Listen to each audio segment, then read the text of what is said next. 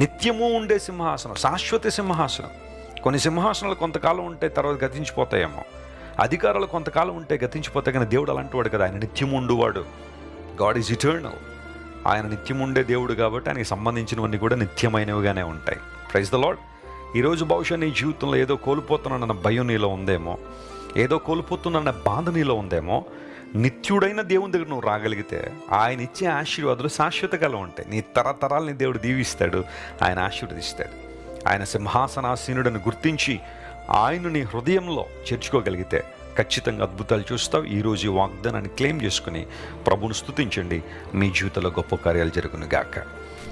ప్రేమగల తండ్రి, ఇంతవరకు నువ్వు మాట్లాడిన ప్రతి మాటను బట్టి నీకు స్తోత్రాలు. మా జీవితాల్లో నువ్వు కలిగి ఉన్న ఉన్నతమైన ప్రణాళికలను బట్టి నీకు వందనాలు. నీవు నిత్యము సింహాసనాసీనుడు గనుక నీకు స్తోత్రాలు ప్రభువా.